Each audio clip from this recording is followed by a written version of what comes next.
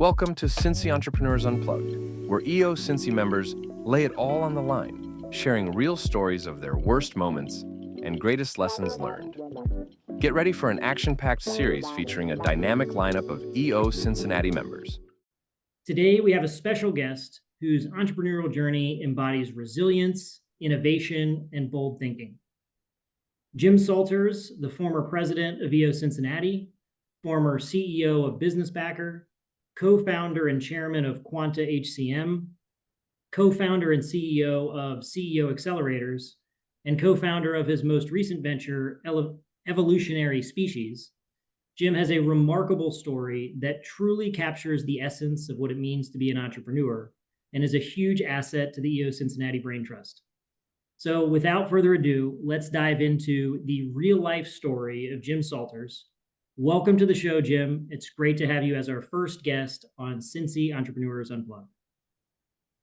Thank you. This is should be a fun experience. I'm not sure about some of these lofty highs. I'm not sure I qualify for that, but definitely some lows and some resilience. So, but great to be here. Thanks for having me. Well, that's where the juice is, Jim. And I was excited to have you as our first guest, not only because of our friendship and our shared journey in EO. You of course seeded our forum, but because of the way you approach not just EO, but the way you walk in life. You walk through life with an open heart and a willingness to go there and be vulnerable.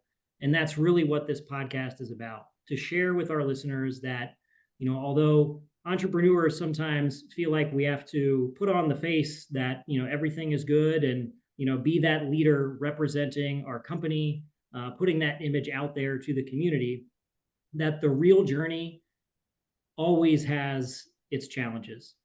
And that's I think if I put my finger on why EO has been such an important part of my life, it's because it is a community where I can go there with my peers. So really excited to have you here and share your lows and your highs. So Jim, one of the first tools or practices, if you will, that we learn when we join an EO forum is what's called a lifeline. Our forum had the great fortune to be seeded by and trained up on the lifeline exercise by you. And really our vision for this podcast is to have members of EO and our EO Accelerator program, EOA, come on and share their lifeline, which is the good, the bad, and the ugly, and really what's behind it throughout our entire lives, not just our entrepreneurial journey. So Jim, before we dive into your lifeline, would you share with us your approach to the lifeline as if you were coaching it to a new forum member? Sure. I mean, well, first of all, I think this is my 16th year in EO. So I'm just, I'm sitting here caught in the reflecting on like who I was and what I was doing when I was 31, when I joined EO in 2009.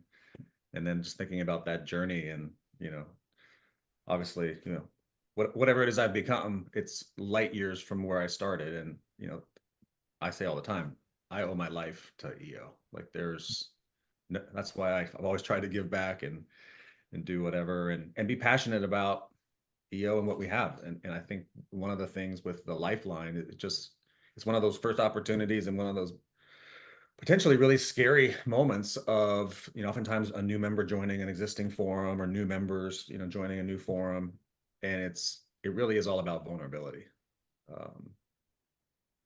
That's a interesting word. I think people can maybe have, different connotations, but it's really, to me, I mean, I just think of it as, am I willing to be seen and share myself fully and openly, especially when it feels uncomfortable or scary?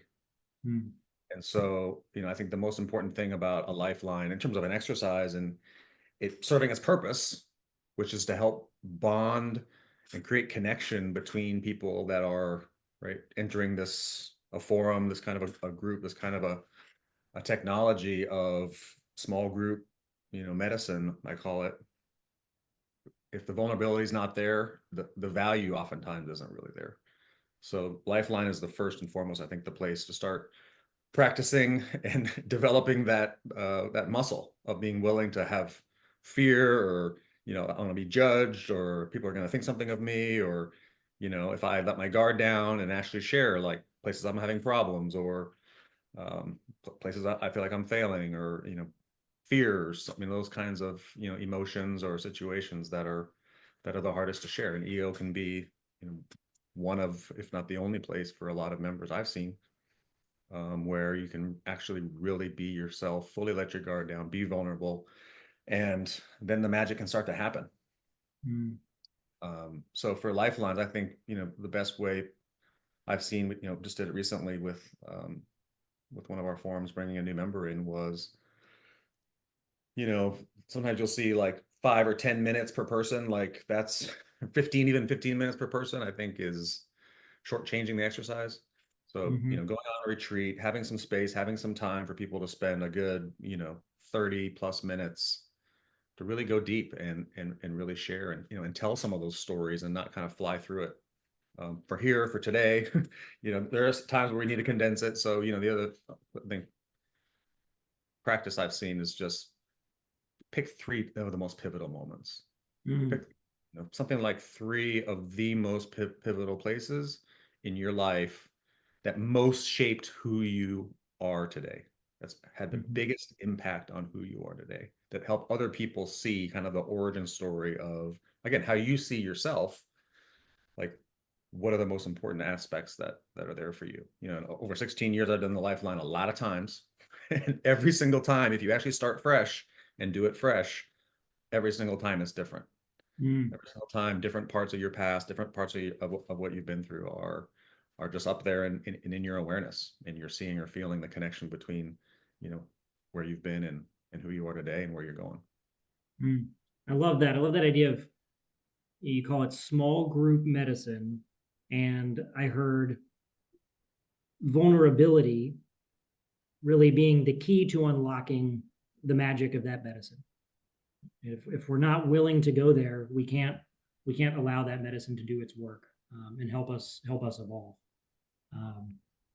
Yeah, I think part of that too is, and it's hard, right? But this is same in our businesses and our families and in our friend groups. It's oftentimes and we got to be willing to go first.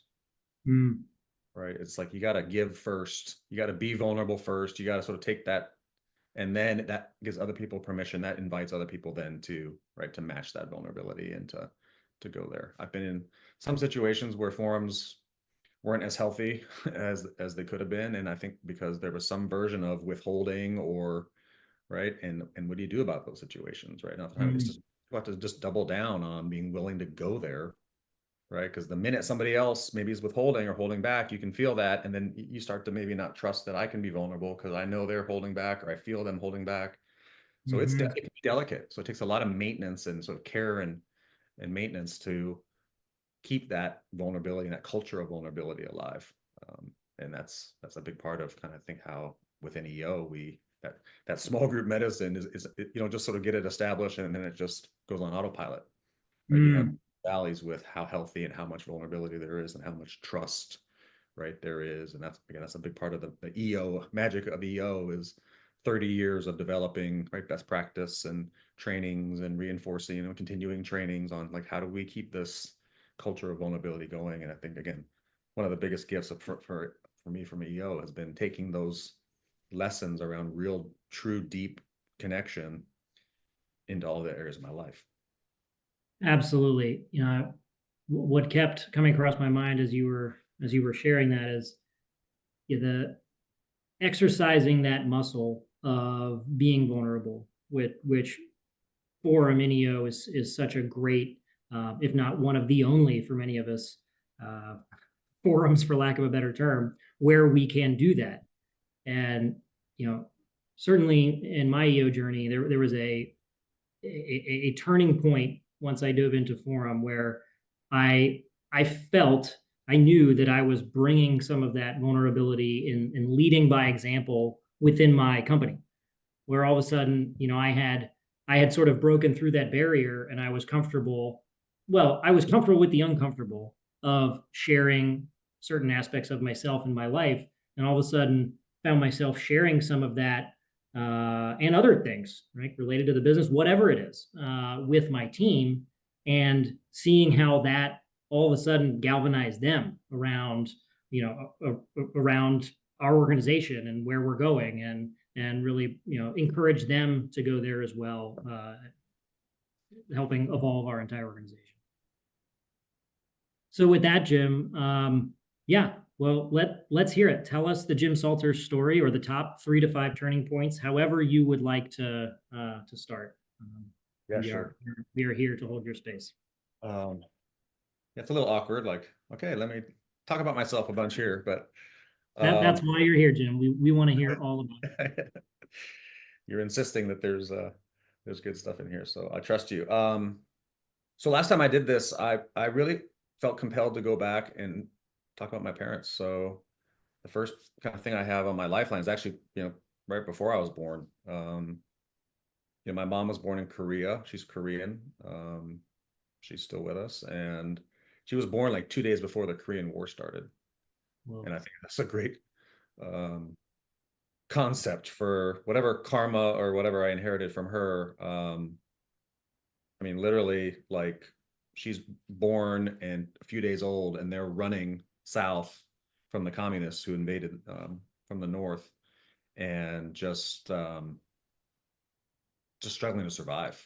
And half her siblings died before they could reach even, like, I think 10 years old, 12 years old. She lost half her siblings. There was radiation poisoning from the nuclear bombs in Japan, because South Japan and Korea are right next to each other. So there was radiation poisoning. There was and then the Korean War. They were, rural farming community. There's a whole story there that I've delved into that's really helped me understand myself. But part of that was when the when the socialists came down, they knew they were coming. And my grandfather, my mom's dad, and his brother literally, like, ran out the back door and went into hiding. And actually they had become a fairly wealthy, relative. I mean, they were kind of the biggest farm around. They had staff, they had a good amount of land. And the minute that my grandfather took off, he disenfranchised his wife and all of his kids, because in Korean culture, like, if you're not the oldest son, like, you inherit everything. But when he basically bailed, and he ended up starting a family with another woman, like, in hiding, all this crazy stuff. But my grandmother and my mom and her siblings became nobodies. They went from being, like, here in status or whatever, and they went to nobodies. And that kind of disenfranchised kind of aspect. And the kids were scattered. My mom was bouncing around from uncles to siblings. She had a crazy youth. So anyway, there's a lot of interesting things. But she had a vision at some point. My kids are going to be from America. Like, America was this promised land. And I don't know that she ever fully loved my dad, but she ended up, right, my dad fell in love with her on an army base, and she was working there, and they got married in Korea, and then they came to the US. I think my dad thought he was marrying some docile, Asian woman who would just, like, be obedient and, I don't know, serve him.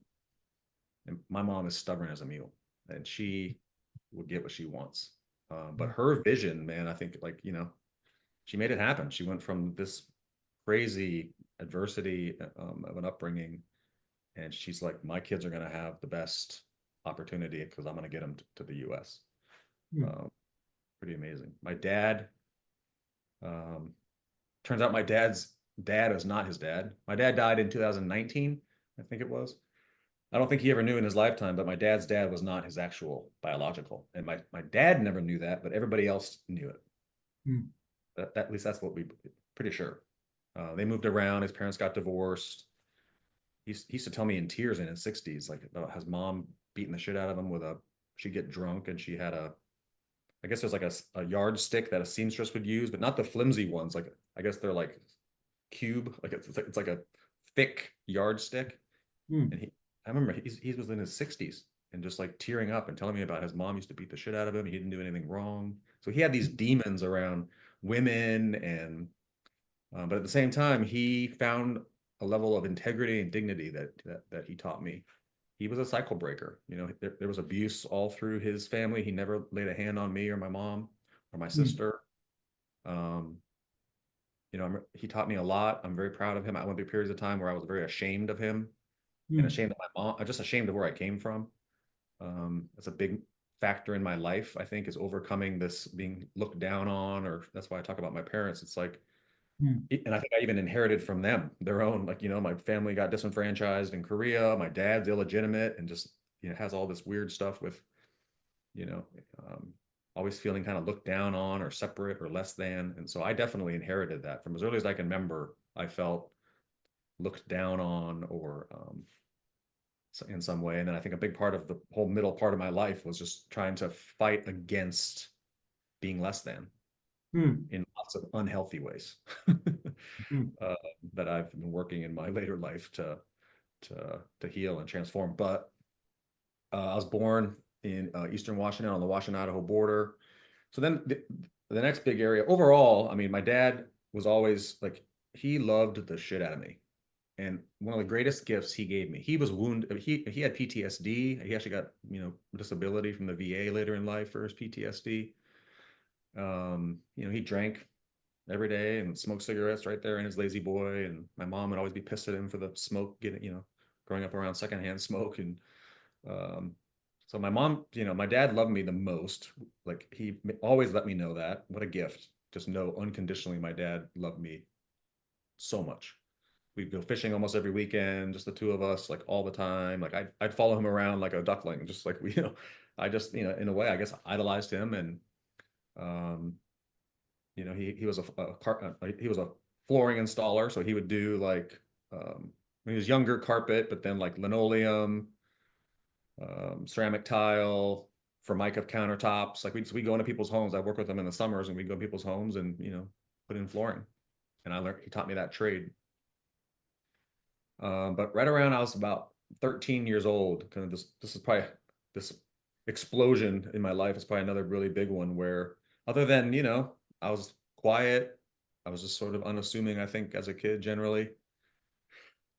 Fishing with my dad, being kind of lower middle class, blue collar in a college town, which was all, interesting contrast too, because there was like my dad would talk about you call them educated idiots, right? I mean, he was just constantly feeling like this pressure of being looked down on. So he'd be sitting there anxious, grinding his jaw, drinking his beer, smoking a cigarette. And then all of a sudden he would start pontificating every once in a while, but he would, he would make himself feel better about himself by talking about these educated idiots and how like they didn't have the common sense to like change a doorknob or something, but and then he'd go off about how he never lied or cheat or steal. You could just hear him talking through his own like self-worth in a way, right? But he's doing it out loud. We're watching TV and he just starts pontificating about stuff. But my mom started to get, I think she was actually afraid I was going to turn out like him. I think that's what she saw coming, and she decided it was time to, basically divorce him. So it's right around my age, 13 or so. They're fighting a lot. They end up basically getting divorced. He doesn't want to pay the child support. So then like all of a sudden my hero is like this villain. And I'm like, so that was hard on me. It kind of like tore me in half, I think, is part of what happened. He's drunk. He kind of upped his drinking, I think, at that point. He was always kind of a functional drunk, but then he started getting more shit-faced more often. I was getting bullied at school. I was a shrimpy little sixth grader. And so right around that time, like I'm getting bullied on the bus, and there's this girl that wanted to date me, and her dad told her that basically I was beneath them. So like she couldn't date me because I was like basically like lower stock or from the wrong side of the tracks or something. That all hit me in the same period of time. So I got arrested twice in that period. So it was just a lot of like right around 13, a lot of stuff was going on that just kind of like tore me up. And I decided through a random set of circumstances, I'm going to go to high school 80 miles away with this other kid that I became friends with. He kind of took me under his wing. And I basically moved out for college for high school at like 14. Wow. And that was kind of this whole, period where that was a huge shift in my life. But I think it was mostly like just feeling, I think I just in some level just got pissed and focused on like I can't trust or like these people around me, and my dad like all of a sudden is like just, you know, it's like my hero like kind of fell.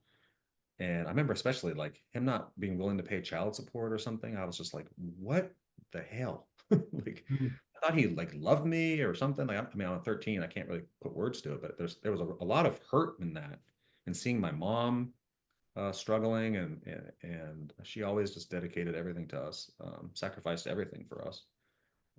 I always felt that from her. She was not affectionate. I think she was pretty scarred from her upbringing and stuff. She was never really emotionally expressive, but I knew she had my back, and I knew she loved us.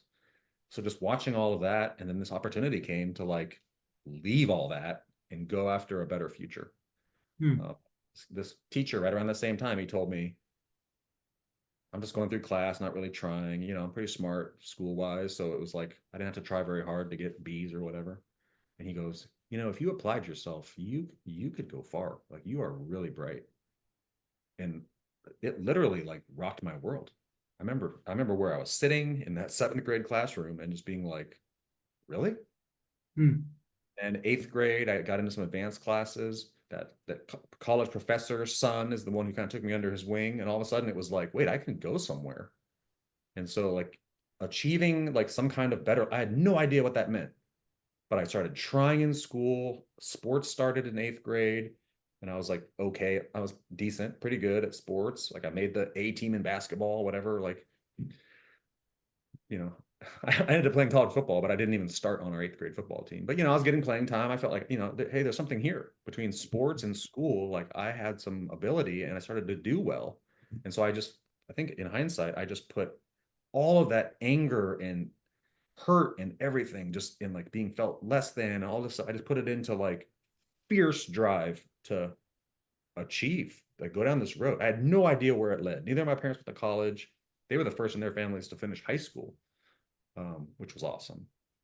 But they had no idea like what college looked like or anything. It was just like, just do well, like go to school, do well. That was always they were very hands off. They almost never guided me towards anything specifically. They just do well, like don't screw up.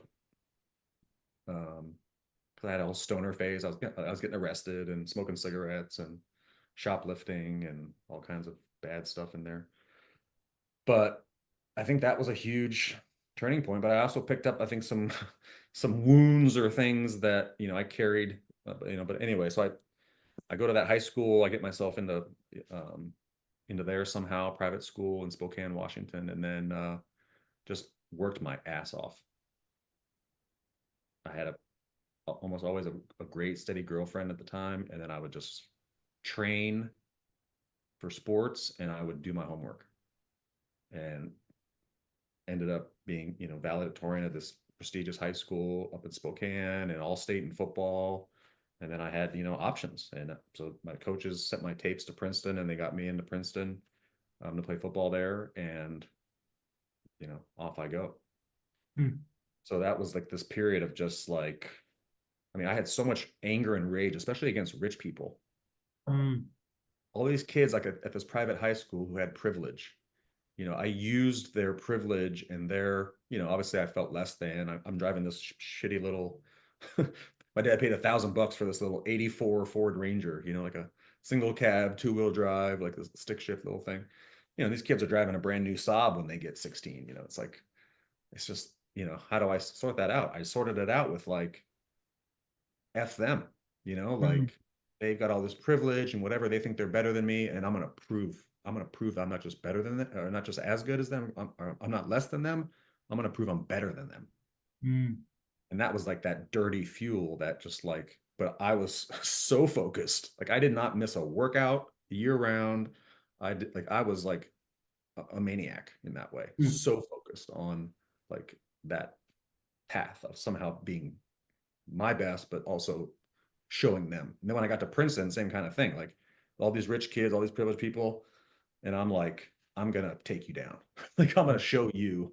It wasn't even so much about them. I wasn't going after them. I was just like so focused on doing my best.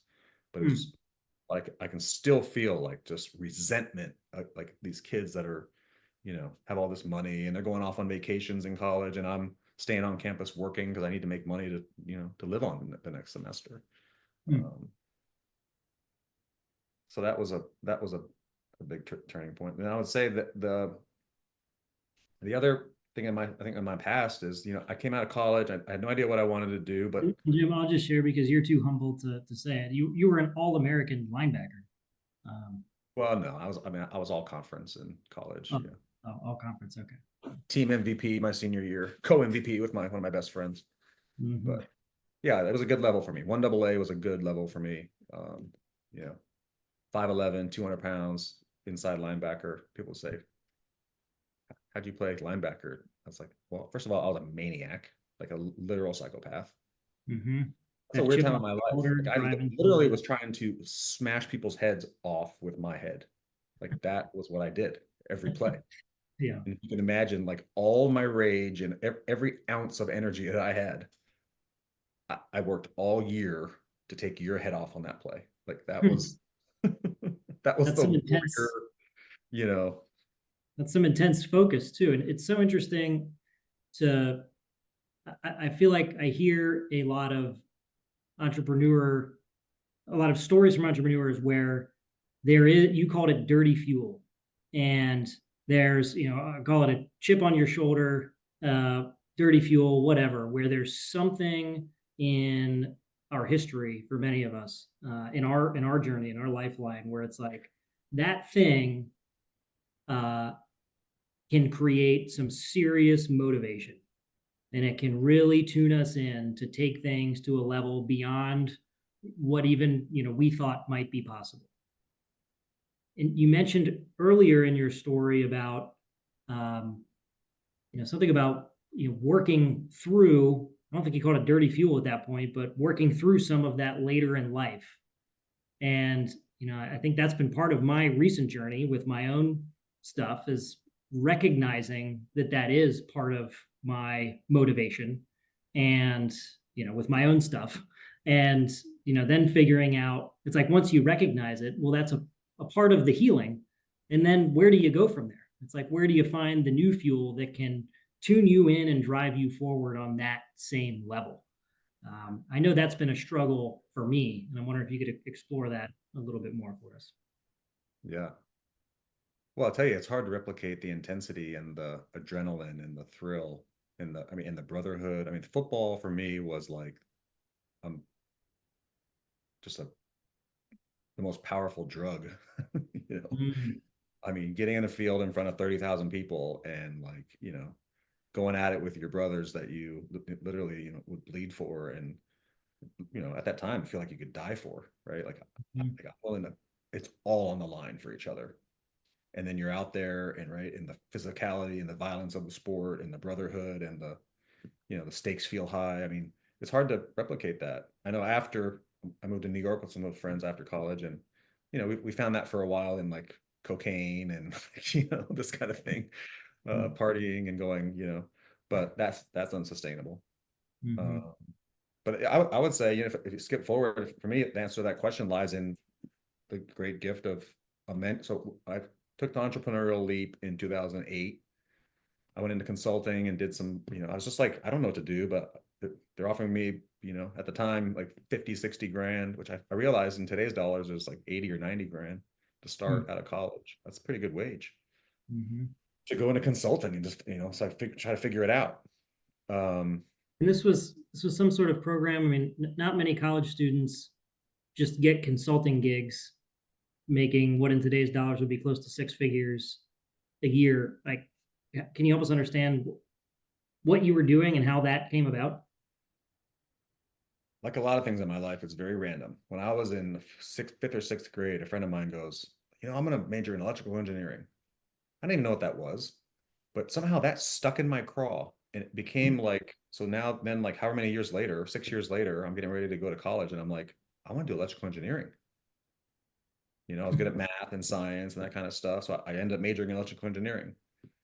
Through the course of my getting my degree and having some internships and jobs in the summers and stuff at, like, engineering firms, like, I don't want to do engineering, but That's what I was good at, but I want to go into business in some way. So these consulting firms would come in and they were, recruiting engineers specifically because of the, kind of the problem solving, analytical kind of, brains that they were looking to bring into consulting. So yeah, so I'm getting job offers from consulting firms. I'm like, I have no idea. I know I didn't want to go to Wall Street. A lot of people were going to Wall Street or investment banking out of Princeton. And I was just like, that is not me. I always felt like, a rebel or a outsider there anyway. And that was like the well-worn path. Like all the privileged kids are going to jobs on Wall Street or something. And I'm like, I'm doing something else. That's not real.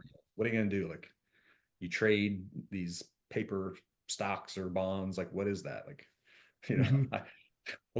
a lot of judgment, right? But I'm like, that's not my path. So this firm recruited me, big firms recruited me, but I went to a small firm because I thought I could make a bigger difference. Like big theme, right? Smaller places where I feel like I can make a bigger impact and it feels more somehow personal or something. So I go to this consulting firm and then I bounce around a little bit, but basically ended up in these very small, almost like, 2 to 5 to 12 person consulting kind of companies or, like consulting. But always wanted to run a business. I always wanted to own a business. I always felt like that was my path. And, leadership in sports gave me some confidence that I knew how to lead or manage, or I had that in me.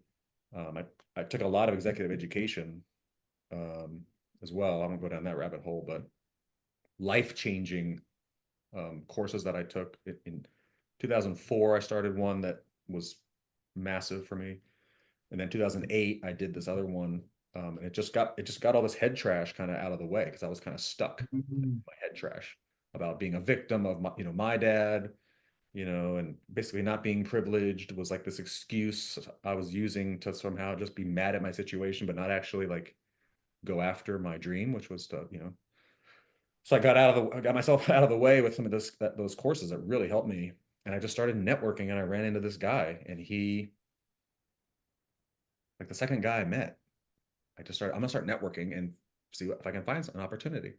And I ended up meeting my eventual business partner in Business Backer, like on the second meeting or second or third meeting.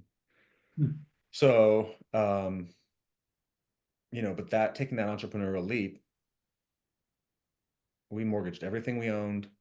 I talked my wife into it somehow.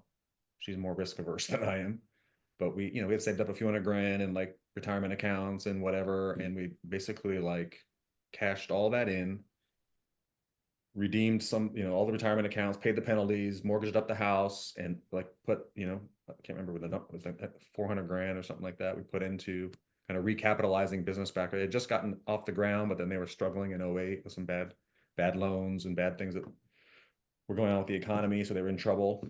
And I basically came in and said, I will recapitalize the company and take over as CEO and bet the farm.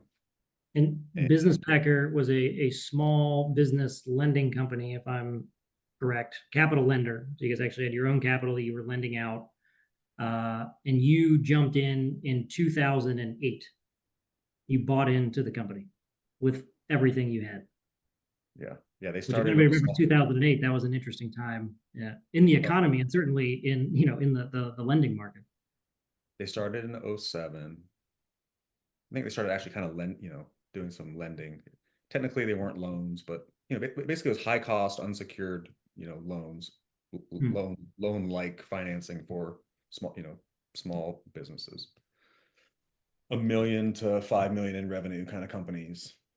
Yeah, so we're getting ready to do this like through the middle of 2008, like working out kind of the deal, like how the equity and the amount of capital I'm going to bring in, and figuring out if I should do it at all, and convincing my wife and getting all this advice. By the way, almost everybody told me, don't do this. Like, you're not qualified. This is right.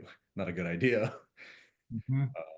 But my wife believed in me, and I had a couple mentors that really believed in me. And ultimately I said, literally the reason I got over all that, any kind of fear or hesitation of doing that, making that leap, betting the farm basically on myself and what we could do there and my partner and stuff, was I can always go get a job, right? Like that literally was, it was that simple. Like if it doesn't work out, I can always go get a job. Plan B. So in 2008, mid 2008, right? Things are still kind of fine. into the fall of '08, that's when Lehman Brothers went down and right, the market started crashing and the whole Great Recession started. But I was committed. I was in. Actually, my business partner, we went to Wendy's over here because I'd go in there like once a week and like just, even before I started, join them. And he goes, look, I understand things have changed, right? The health of the business had gone way down. They had all of a sudden a bunch of bad loans that they're pretty much upside down, if not like, I wouldn't say they were, I mean, yeah, all of his investment was on the line and probably going down. The economy obviously was imploding. He goes, I understand if you want to change your mind. Mm. And it's one of the craziest things in my life where I looked at him and I just had this huge wave of conviction just came up in me. And I was just like, no, I told you I was going to do this. Like, I believe that I can help you. Like, I believe we can turn this thing around. And it was like somehow when it became about helping him and the other people there, like turn this around, it brought a whole nother level of energy and conviction and confidence out of me. Mm. And that theme has come up later in my life. Like when I really focus myself on helping others succeed, something else comes online, a whole nother well of energy and even like serendipity and magical stuff potentially Mm. starts to come online when that happened. And that was the first time I remember that happening where I was like, no. He's like, I didn't renegotiate our deal. Like I easily could have like gotten way more equity, right? Because now the company's in a very rough spot. Mm-hmm. I had him over a barrel in a way, like, and I was like, no, we're doing the deal that I said we were going to do when everything was peachy 6 months ago, right? I'm doing that deal. And we did it.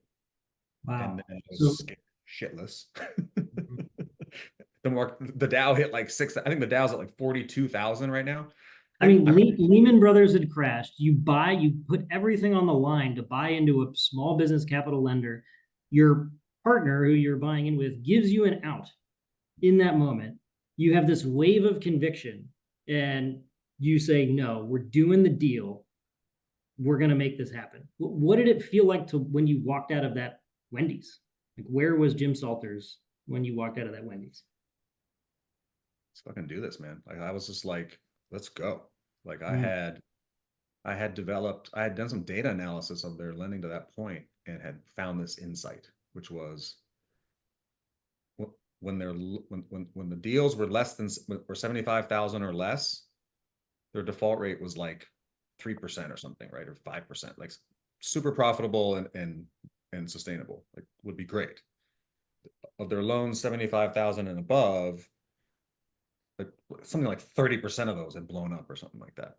Mm. So it was literally as simple as, I mean, obviously I had this conviction, but I also like had this analysis that I was like hanging my hat on, which was like, if we just stick to those, basically do what we were doing, but keep the loans below 75 grand, like that's the path. Mm. And so I had conviction in that too. Like, okay. So when I started, it was basically like, okay, our new max is 75K. We only do those. And then there was, of course, all this blessing in the timing because the economy imploded and they had some money out in the market in loans, but we were about to bring a whole bunch of new money out. By the way, we ended up raising 21 million of friends and family's money to lend with over the time that I was there before we sold it. During the Great Recession, most of that, I think, right? Yeah, a lot of crazy things happened there that were amazing to look back on. But we stuck with those 75K loans. Well, also all the competitors were reeling from the recession. Mm. They were all completely pulling back, just Mm. as we had some, stuff out there, but we were more really just coming into the market when everybody else was pulling back. So in a lot of ways, we had the market to ourselves. Mm-hmm. And then these, really like super strong borrowers that were out there. I mean, their credit scores and stuff maybe were knocked down by some things, but in general, the ones who were still pretty strong after, the recession had run for whatever, a year or so, they were super strong borrowers, but like they're basically like they had no other option but us, right? And we're charging a lot.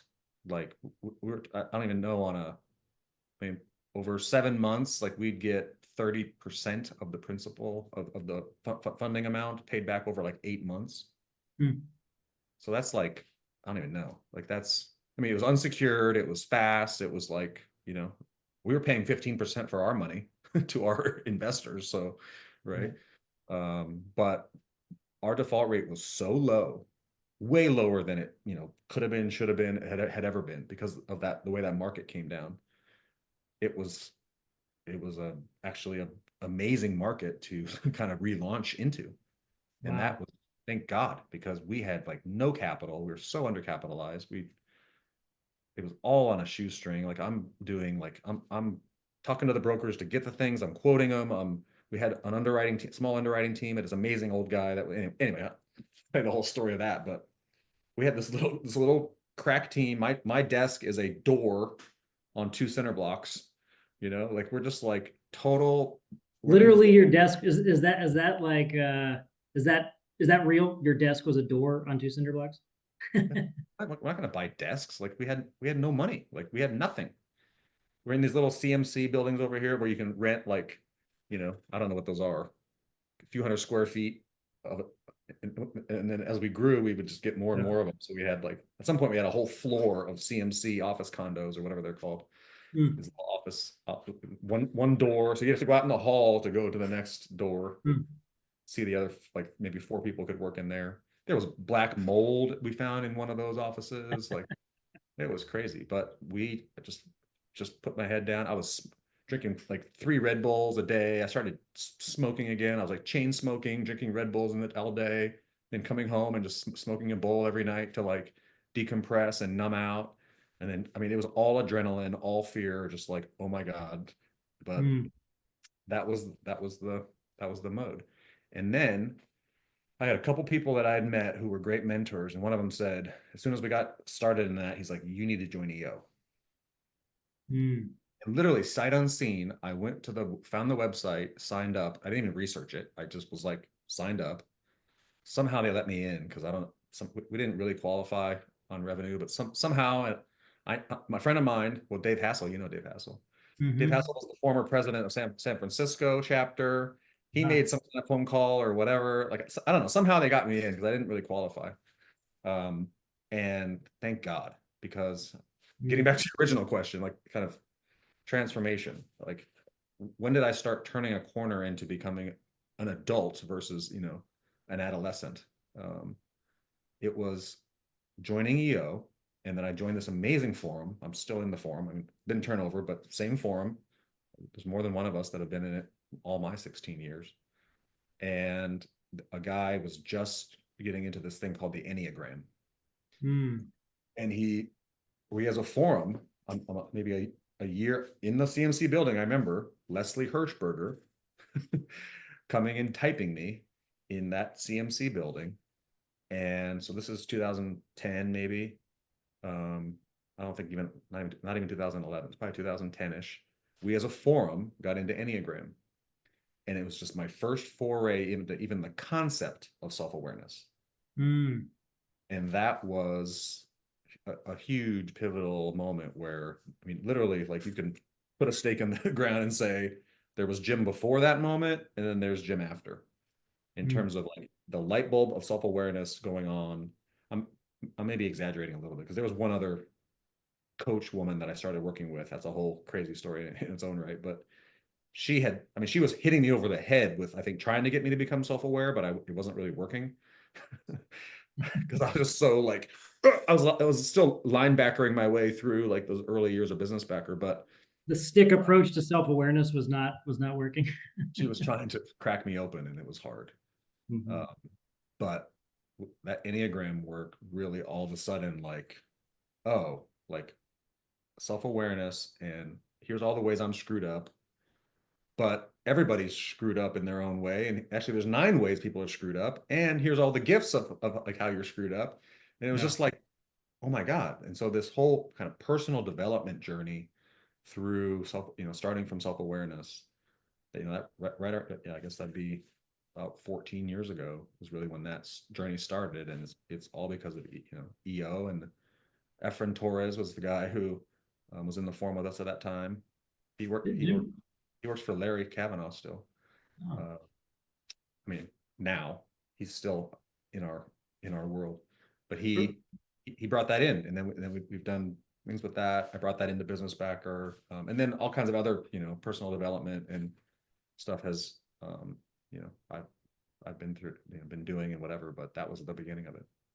Jim, for those of our listeners who may not be familiar with the Enneagram, we don't need a deep dive on the Enneagram, but you said Leslie Hirschberger typed you.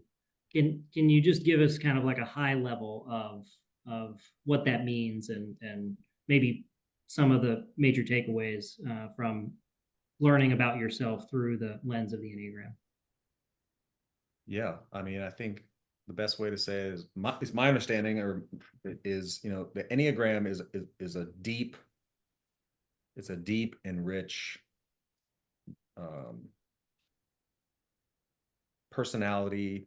Typing is probably not the right way to say it, because it's so much more than that, but it's essentially, it was like one of the behavioral or personality typing.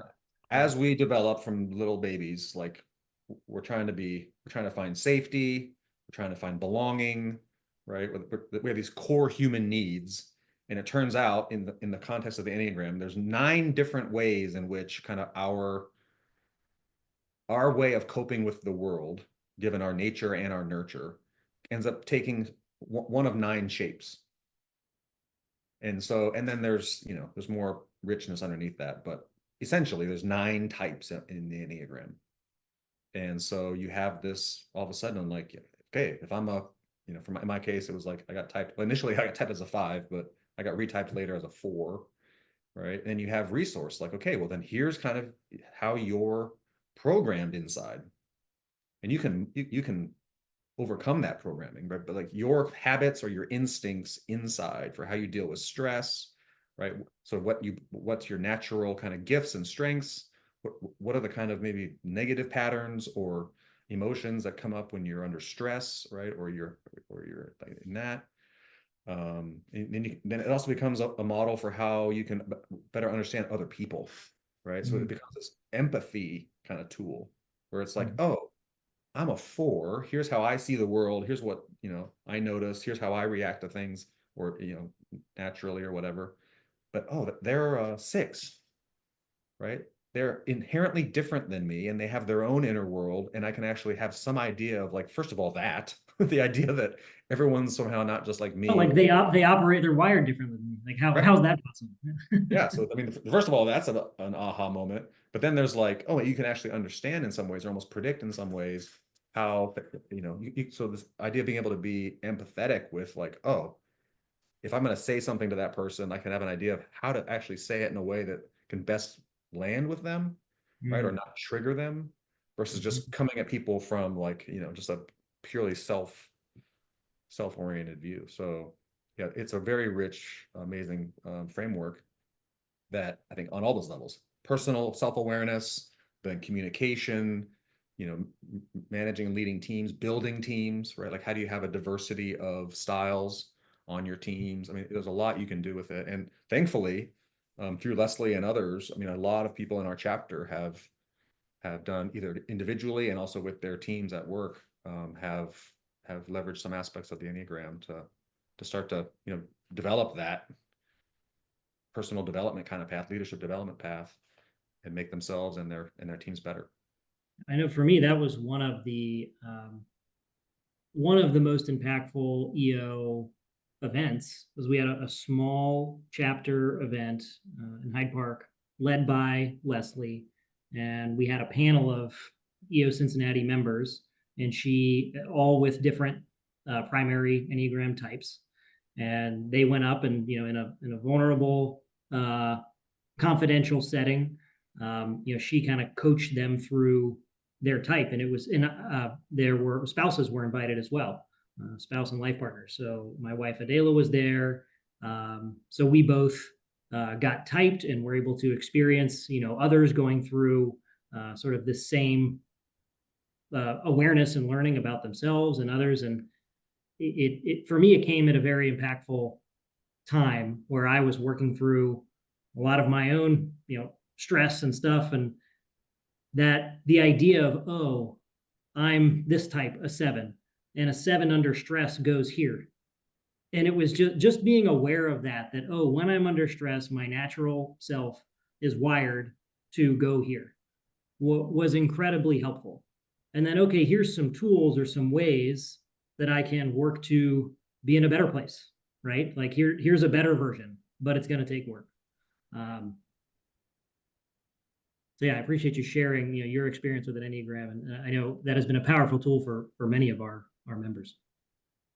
Yeah, for me, a big aha in that also was just, I mean, I guess it's a form of humility. It's like, I'm not so special or unique. Like, my patterns are somewhat predictable. Right. We all have them. So it's like, I think whatever that is, where I can be hard on myself or like beat myself up for like not being perfect or whatever, basically what that is. It's like, oh, like, it's just like a humbling. It's like a humility. It's just like, we all got our stuff. So get over yourself, right? And learn about yourself and learn about other people. And, so for me, always fighting to somehow like not be less than or prove that, I didn't have any flaws or I'm trying to also, trying to project this image of like whatever, like that energy, right? A lot of that, is diffused when, I think for me at least, getting into some of that Enneagram work in particular is just like, okay, like, yeah, you do that. And like, so does everybody else. Like, it just might look a little different with it, given their type. But, Right. Liberating, I think, part of that. So I derailed you with the Enneagram conversation, but thank you for sharing and coaching us through some of that.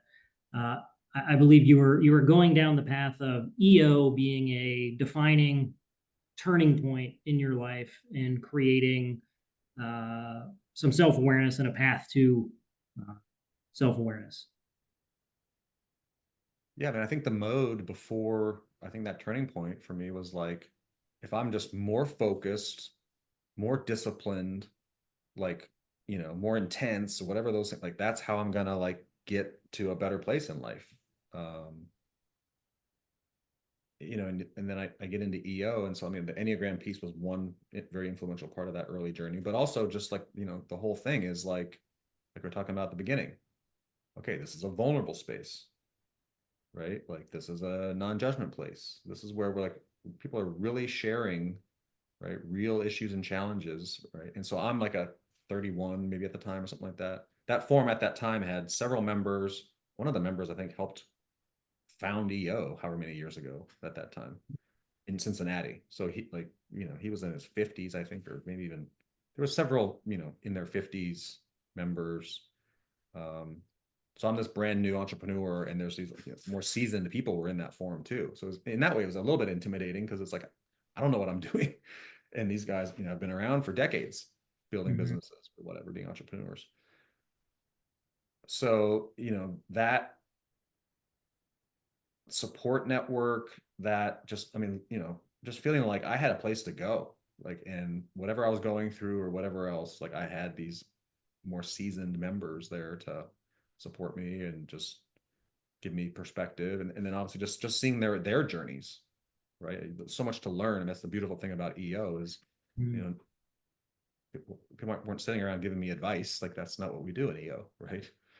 They're on their journey. They're bringing their top 5 or bottom 5% challenges or things that are going on in their life to the forum, personal, family, business.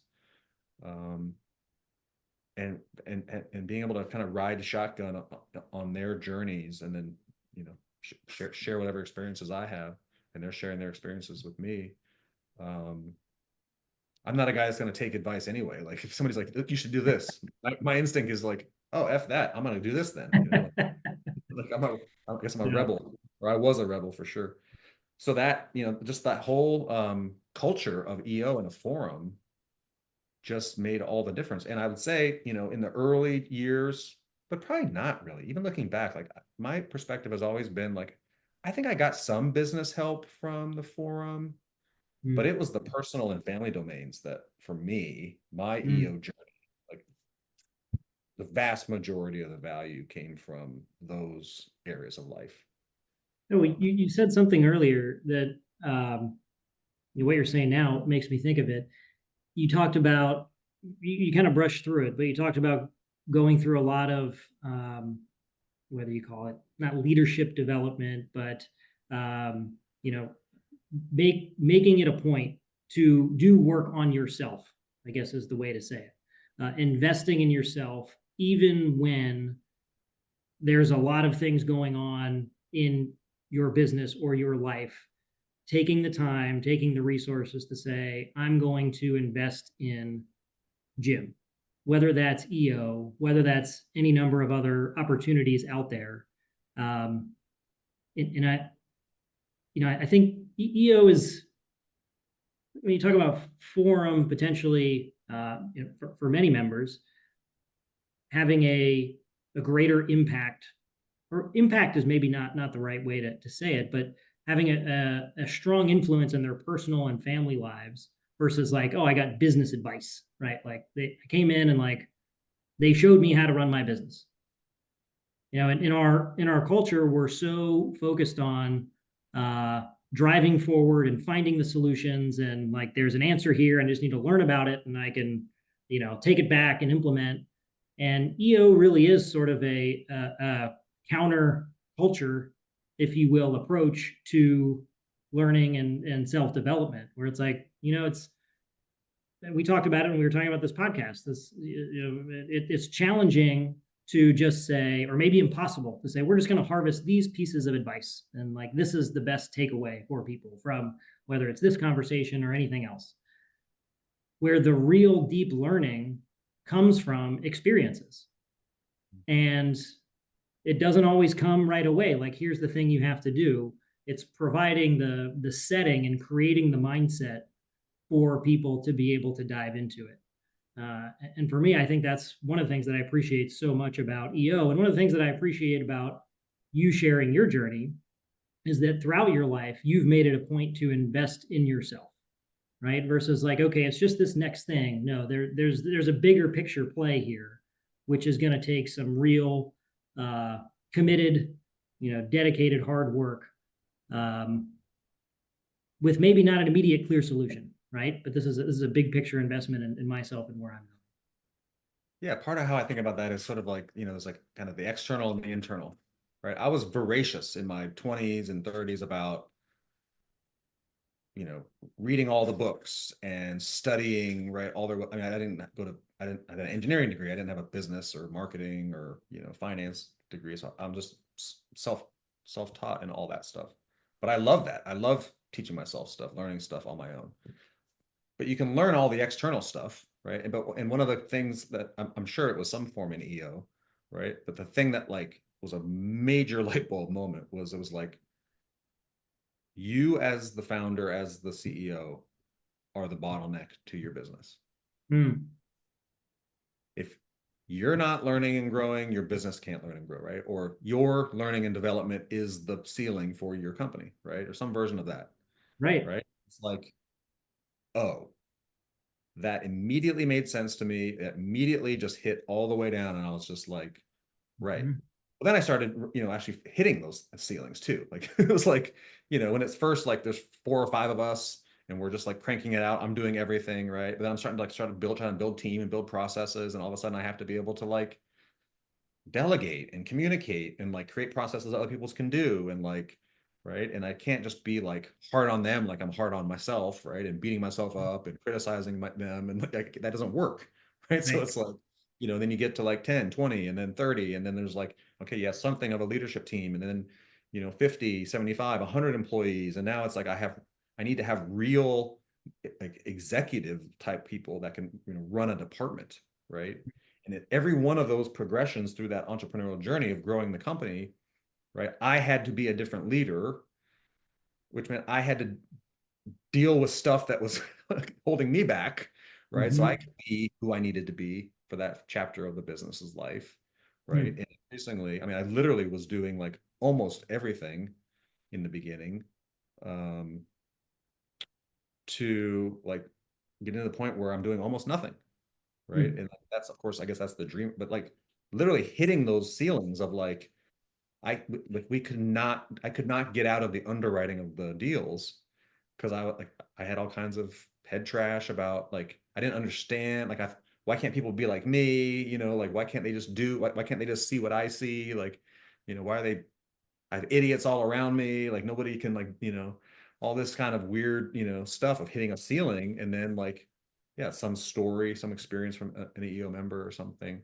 But those see, you know, that whole notion, I think, you know, to this day, I'm like, I realize about myself is, and I think a lot of EOers have this, it's like from a very early age, there's something about like self-development that is just like an addiction and a, you know, and a Mm. healthy one, usually.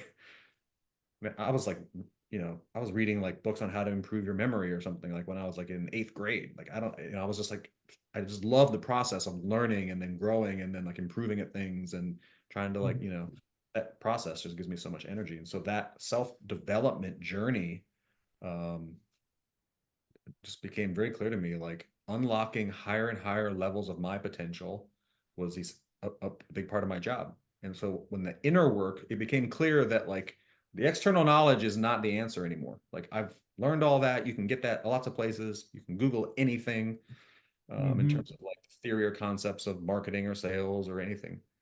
The inner journey and the leverage, the impact of growing as a leader from the inside out is where all the opportunity is, all the Mm. opportunity for whatever we want to create in the world, whatever we're trying to do for our own life, our family life, our marriages, our parent relation, parent child relationships. It's Mhm. all really from that kind of really into that inner work. And that's Mhm. where I've just like been immersing myself, you know, probably ever since that kind of light bulb went off. And then, you know, I think part of my journey has become, and I loved it. So we sold the company in 2015, and then I worked for the company that bought us to 2018. You know, I was primarily running our company, you know, integrating it into the larger company.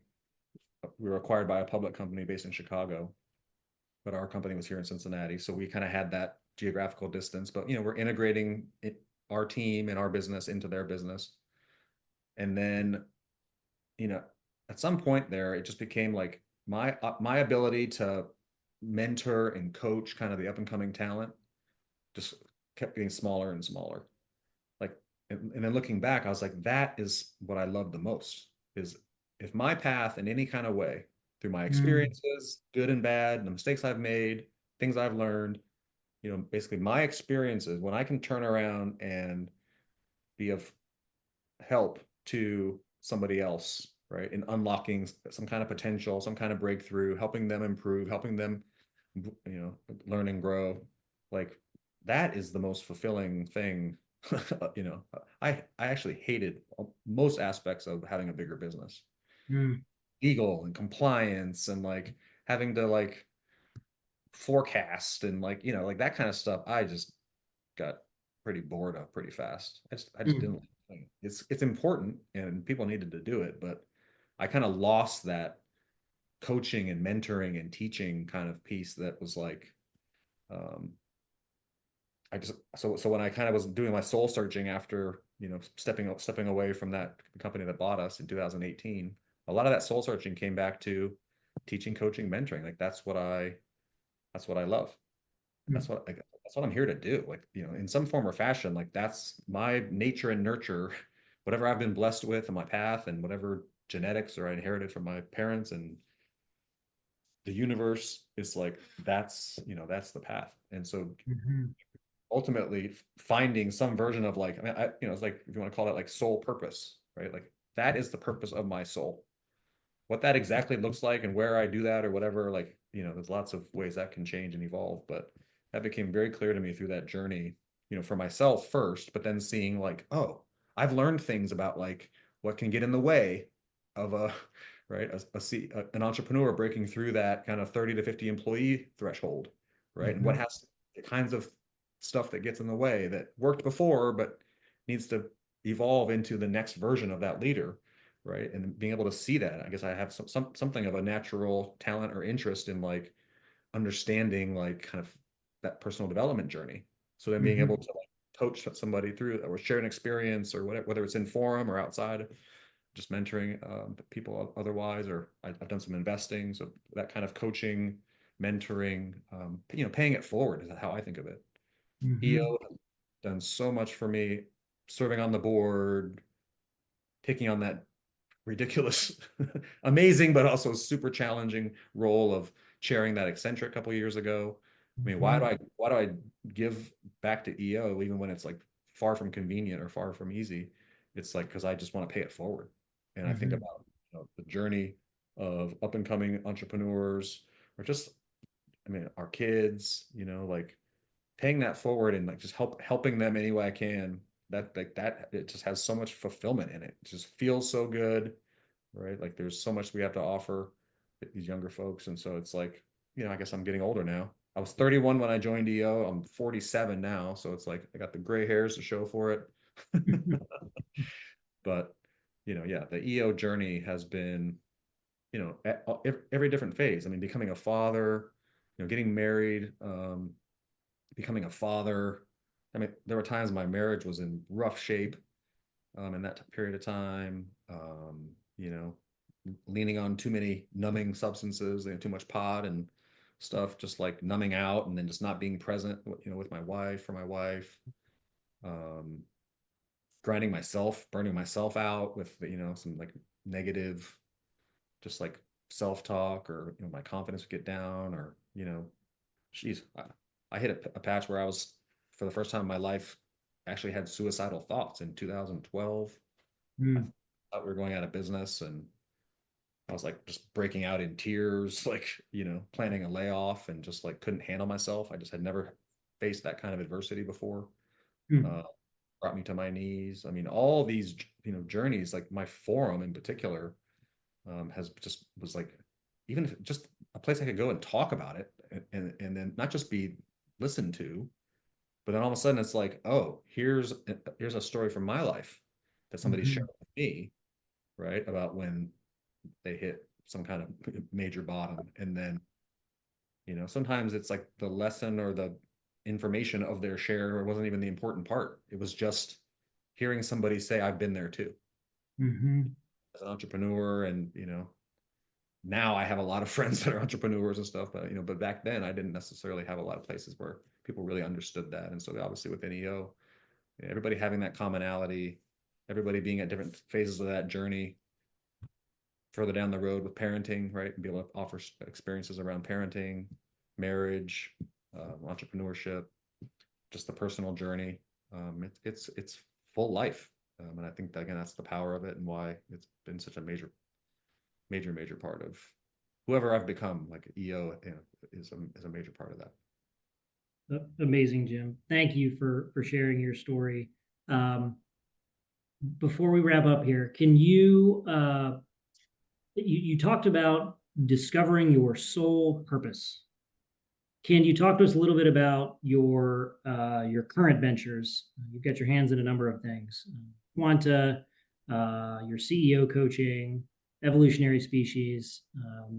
You've been through this amazing life and entrepreneurial journey that brings you to this age, understanding your purpose. You know, having this calling to mentor and to give back. Help us understand how that is manifesting itself now in your current ventures. Yeah. Well, so I left Enova as the company that bought Business Backer. So I left Enova in 2018, and, you know, the sale was good in terms financially, but it wasn't like, you know, being done financially. You know, it was like a solid double, I'll call it, right? So it's like, okay, I don't have to do anything tomorrow, but we're not done. Like I can't just like sit back and eat bonbons and go golf every day or something. Um, so there was definitely like, we still got to grow our Something hard to imagine Jim Salters eating bonbons and golfing every day, but I'll take your word for it that you couldn't do that even if you had wanted to. Can't take Jay in the airplane to the Bahamas to go spearfishing every weekend. Put it that way. Yeah, see, yeah, that's important to me. I did a lot of soul searching. You know, went to Burning Man in 2014 and 15, and that's where I got introduced to psychedelics. So part of that soul searching was, you know, expanded consciousness. I mean, different ways of opening up and connecting to my inner self or higher self, to nature and to life. I think that was a very influential part of that process. But I really came out of it with two things. The one was like, I can see this opportunity and this drive within me to like almost like reinvent myself. Like the version of myself that I have been has gotten me this far, but it was clear that like the next chapter of my life, there was like, there was, a Jim 3.0 or 4.0 or whatever that was going to be. That was my opportunity and that was my obligation at that time. So two mantras really started to come to me. One was, what would I do with my time and energy if money was no concern? Like we couldn't actually afford that mindset, but I was like, I can at least for a few years, right? Like explore that. Since I was a little kid, whether I was selling, sodas behind the bootleg sodas at school, like to make a little money or whatever. Like I just needed to like make money. Like we were broke. Like I mean, we had no money. Like my parents were paycheck to paycheck. I had to work for everything I ever had in spending money. So what would how would I spend my time and energy if money was no concern? And what would my life look like if I was motivated by love and abundance instead of fear and scarcity? And, fear and scarcity, in some version of that less than drive was a version of fear, right? That I'm actually like a white trash nobody or something, whatever like that implies. Like that I'm nobody. I'm not, I'm not worth anything, or like that kind of a fear of just being like worthless or a waste or something. Not respected by others, whatever that is like, what if love and abundance was my motivation? Like, what would that look like? Instead of being motivated to not go broke or to not like go out of business or like a crisis to crisis and fear and, urgency around scarcity. It's like, what if, so those are my mantras. What would I do with my time and energy if money was no concern? And what would my life look like if I was motivated by love and abundance instead of fear and scarcity? And I also basically just said, I'm going to try to let things come to me. Right? Like, I don't know. I'm going to kind of surrender my path and surrender my will to just be of service. What if I'm just like here and I just kind of go with the flow, trust my intuition and trust my gut and trust that there's some kind of universe that, has a plan for me. And if I just kind of surrender into it, like the right things will show up.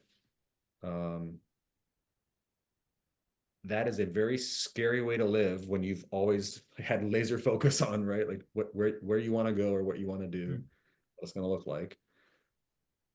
But it's been a truly like an amazing ride. Like it's an incredible way to, to live. And I think that for me, part of that has been to, I don't really drink anymore, maybe a couple times a year. I haven't smoked pot in a couple of years, maybe once a year, maybe I'll so it's like I'm like super like kind of just getting really attuned, really plugged in, like really like sensitive, careful what you ask for, because feeling all your feelings is not exactly like for the faint of heart. But that process of like, really kind of purifying myself and trying to be like super connected to life and to what wants to happen and people and my emotions and other people. I don't know, something about that path has just kind of called to me. And the more I go down that path, the more I just keep finding my levels of potential just keep popping up. So like that for me, I think has been a big part of the journey of ultimately like, okay, what is mine to do next? Like what, I do need to make some money. Like I do need to help my family make a living and all of that. So, yeah, almost like serendipitously, the origins, we don't have time for the story, but Quanta HCM were like a way better pay core. That literally just sort of like came and landed in my lap. And it's an opportunity for me to help my cousin basically develop as an entrepreneur and create his financial future. By the way, that's going to massively help my family, build our financial future as well. So, a big part of that is helping him. So I'm coaching him and trying to help support him, and then lots of other ways too, but trying to help him build that business. And there's a real problem out there. Same theme with Business Backer. These big banks don't know how to lend to small companies. And so these small companies are starved for capital, or they have super expensive, unethical products being thrown at them. These huge payroll companies are just completely blowing it, taking, setting up and supporting their software to help these companies pay their people and manage kind of the whole process of hiring, managing, and all aspects of workforce management or human capital management. And I'll just jump in and give you a quick plug on that one. Coming from somebody who's referred Quanta to many clients, I mean, the level of care and commitment that Quanta has for making sure that their clients are set up properly and that the software that is literally managing their most important resources, their people and their money, the money that is going to them that they've hard earned, like it's so important. And it really is, I'm just going to get on my soapbox. They're like criminal sometimes that these big companies are just like, they just blow it off. And it's like, no, this is critically important. And I love the way Quanta has taken that underdog feeling that Jim Salters owns, right? And like, hey, we're going to do the right thing. We're going to help entrepreneurs and businesses do the right thing. I've seen that level of care and commitment, and I've seen it deployed in ways that have really helped organizations. So I really appreciate what you and Ben are doing there. Thank you. Yeah, I mean, I think a lot of us entrepreneurs, right? Like there's these great big companies and they, in lots of ways, they blow it, right? So that's the opportunity for us innovators. And, the innovation there is just like, we're actually going to care. We're actually going to Right. have world-class software that we're licensed. And then we're just going to care. Like we're going to really dig in, understand our clients, get the software set up perfectly right in the beginning, which is the big challenge, one of the big challenges.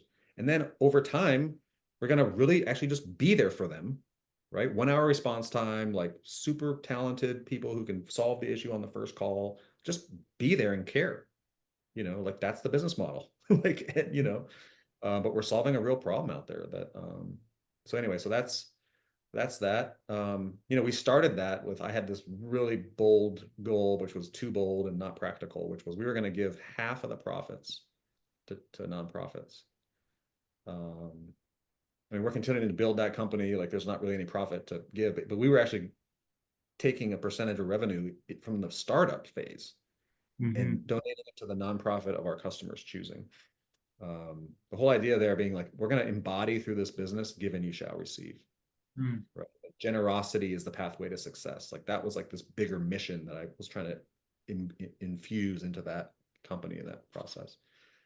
The giving, the specifics of the giving aspect has changed because it was just not practical, but that continues to be a big part of like infusing that company with a higher purpose too. Like we're solving a real problem on the ground, but actually like people are more important than technology. Like seeing ourselves as humans offering other humans help.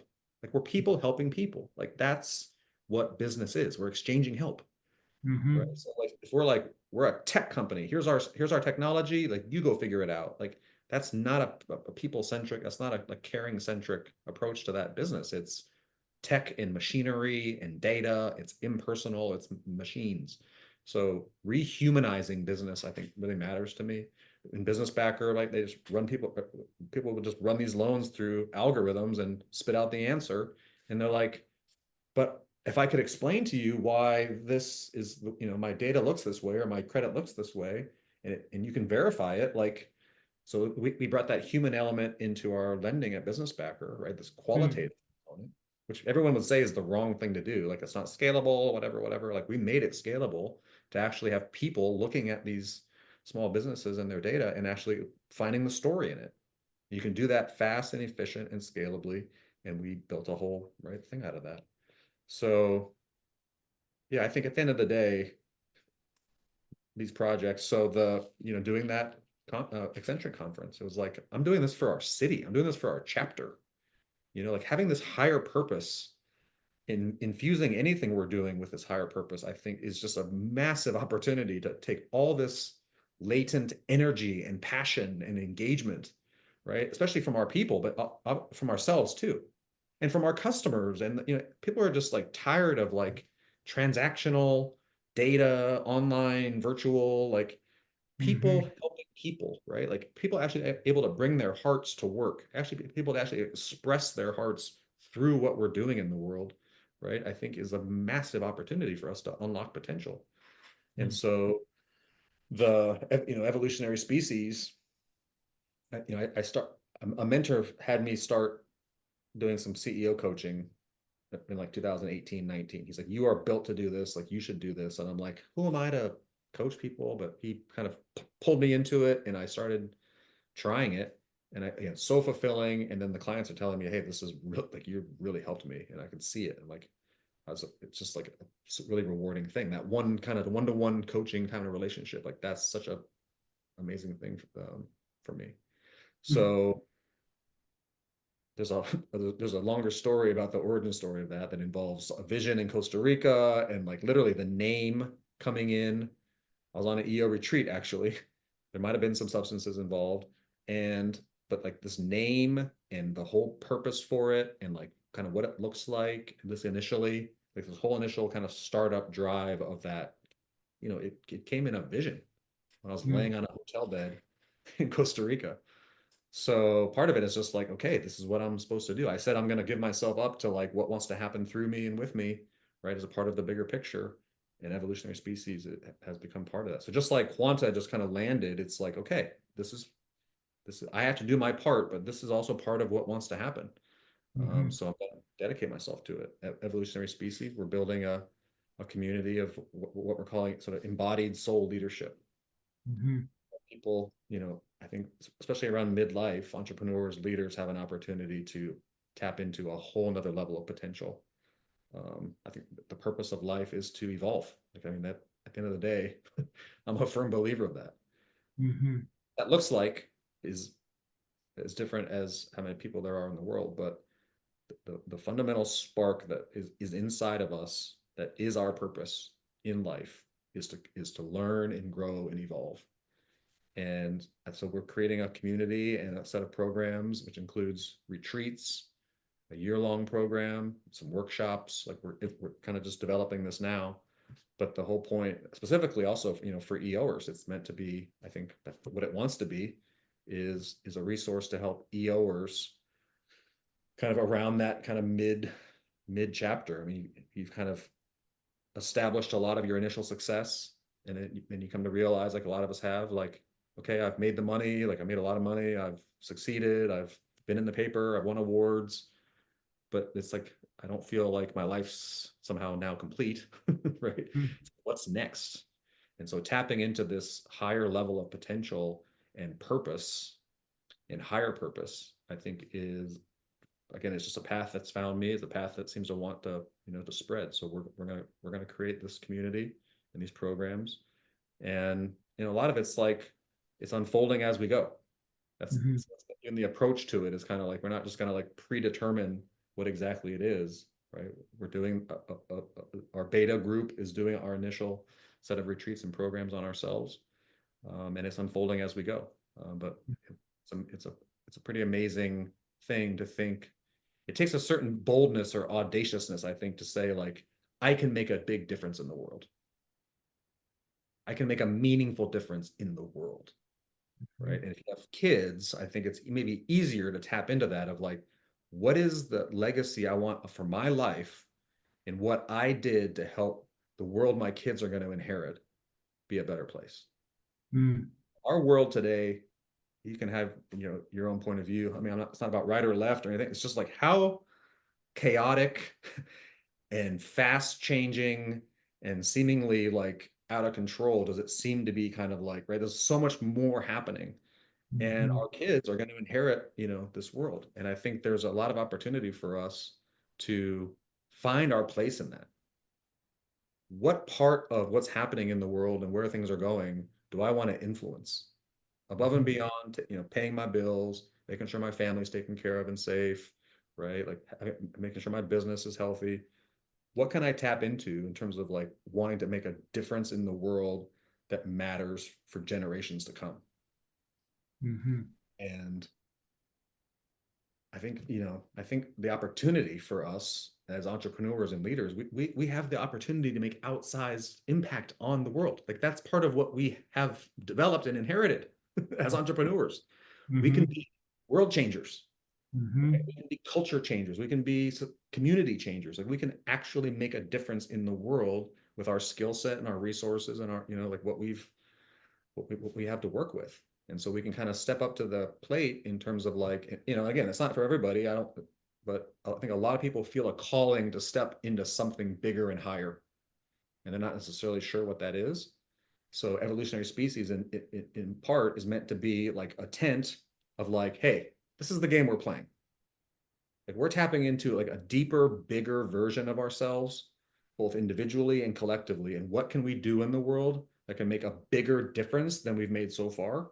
That calls us into a higher purpose, that calls us into a higher level of our potential, that challenges us to learn and grow beyond what we have so far. Mhm. And to do that in a tribe, do that in a community of like-minded people who are like, I'm done, like, flipping through Facebook or watching shows or getting caught up in politics. Like I want to go do something meaningful in the world that matters to me and my family and my kids, right? In the communities that I live in, and for our future. And that's a fun project to be a part of. Yes, it is. Well, thank you so much, Jim. I love hearing the passion coming from you. Thank you so much for sharing your story so vulnerable. I can speak anymore. Vulnerably. Um, I am inspired by where you have been in your life, what you have accomplished, and where you are and what you're doing now. So thank you for sharing that journey with me and the EO community and the rest of our listeners.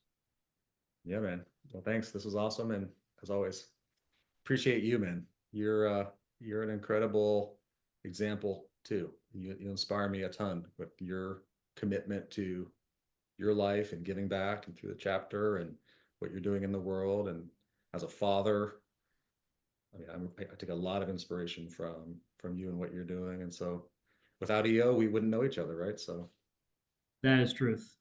Thank you, Jim.